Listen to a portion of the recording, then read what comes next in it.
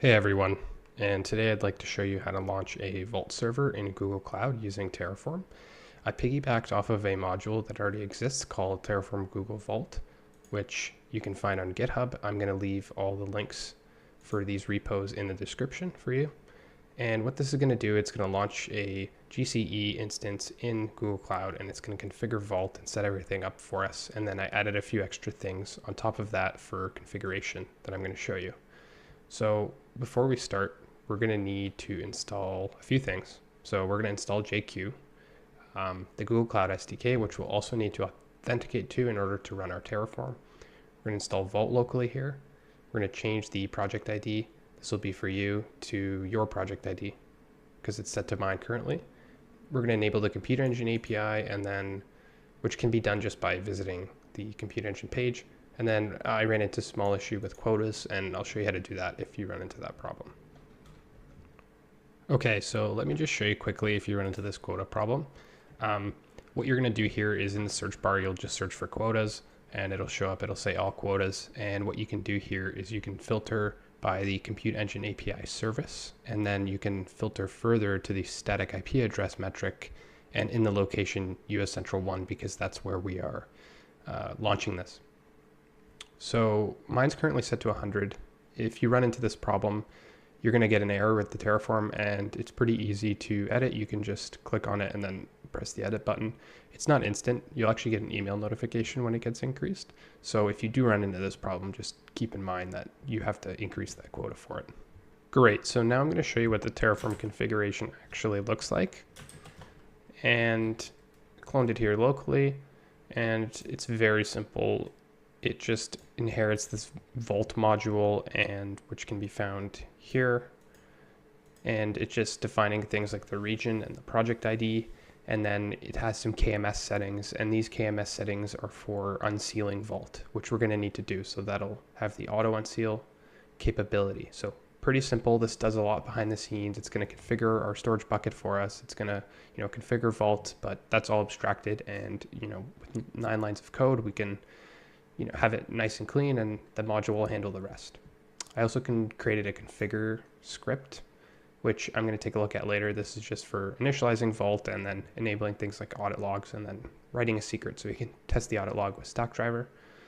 And so if you clone this, just make sure you update the variable in the project ID variable in the variables.tf file, and we're good to go. We can actually now run this.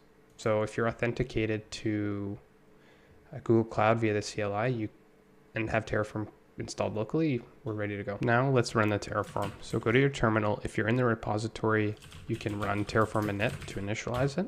I already did this step. Next, we're going to run terraform plan. That'll take a second, but you can see here we're going to launch 39 different things.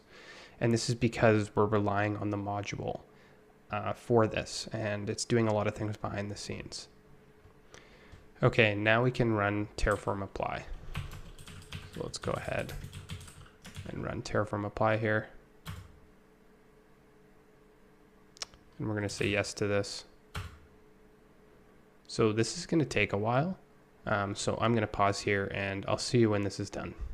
So the apply finished after a few minutes for me, and hopefully it finished after a few minutes for you as well. So if everything went well and you didn't run into any quota issues, it should say apply complete, and that 39 resources were added, which is a lot. So what we have now is a Vault server with a configured storage bucket, a load balancer, health checks, all these different things. And what we're going to do now is I'm going to actually show you how to configure Vault for things like audit logging, so we can actually start playing around with it. So if you go back to your cloud console, you can actually see that we now have our Vault server here.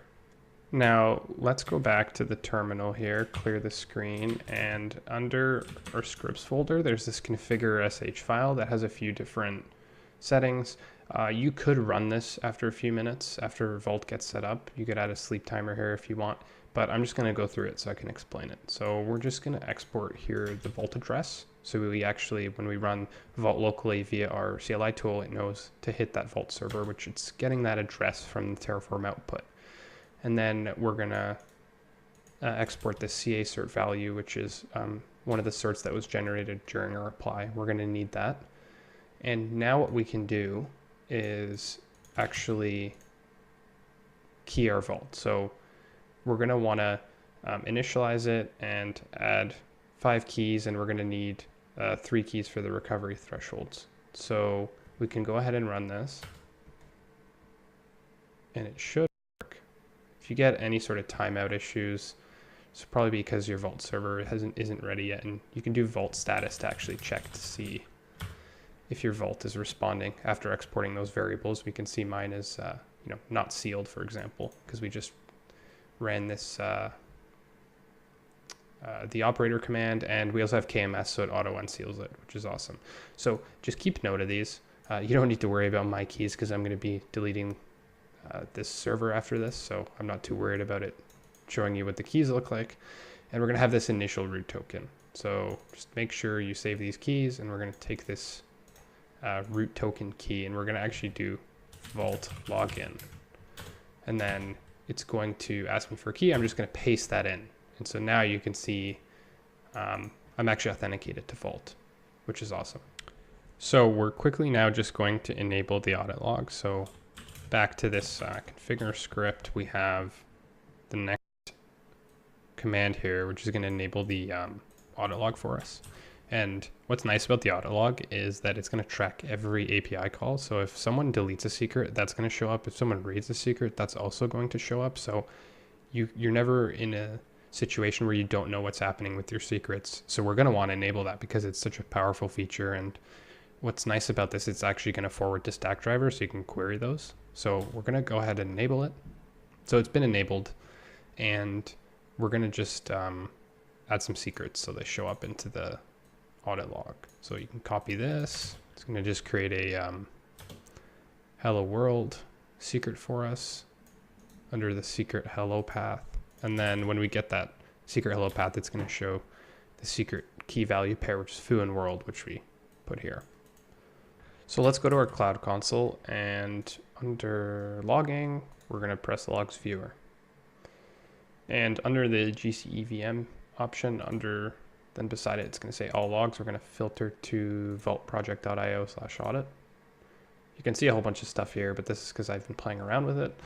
And if you scroll all the way to the bottom, we can see that the root user, read the path secret hello. And within the JSON payload, you can see a whole bunch of other stuff in the request section. And you can see like the path, the IP, the operation. So it's nice that you can see what people are doing with secrets and which action they're doing, whether it's reading or deleting. And what's nice about this is you can also see the username. In this case, it's root, just because I'm using the root token to authenticate to Vault. But if you use like a single sign-on like GitHub, you actually see the GitHub username. So you can filter by username what people are doing. So let's actually go back and delete this key. So we can do copy this again, paste it, and we're just gonna delete it. Delete, can't spell. So success, it's been deleted. So we can actually go back here and load the log, which will take a second. So it took a second, but now you can see that the root delete for the path secret hello has been passed in. And then you can see here, again, if you go through the request object, you can see, the operation delete and then the path. So you can also now see if someone deleted a secret, which is a very, very cool feature, especially at scale. If you have, tons of developers and need to keep track of what's going on with your secrets, and you can start dashboarding and doing a whole bunch of cool stuff and metrics on this type of data. So that is about it.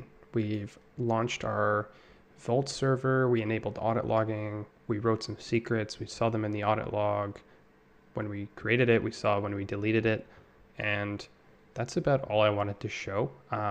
If anyone is interested in learning more about Vault, I'm happy to do things like show you how to configure single sign-on. I'm happy to start showing how to do dynamic secret stuff. So how do you, for example, create a MySQL credential dynamically with Vault. So there's these things called secret engines in Vault where you can dynamically provision secrets for like a set amount of time, and it's a very powerful feature. And so if that interests you, leave a comment and I can dig into that and show you how to do that. I've done that a lot with development teams in the past, so it's a really, really cool feature. Other than that, I hope you found this valuable, and please share if you found this valuable and leave a comment if you have any feedback. Thank you, and I hope to see you in the next one.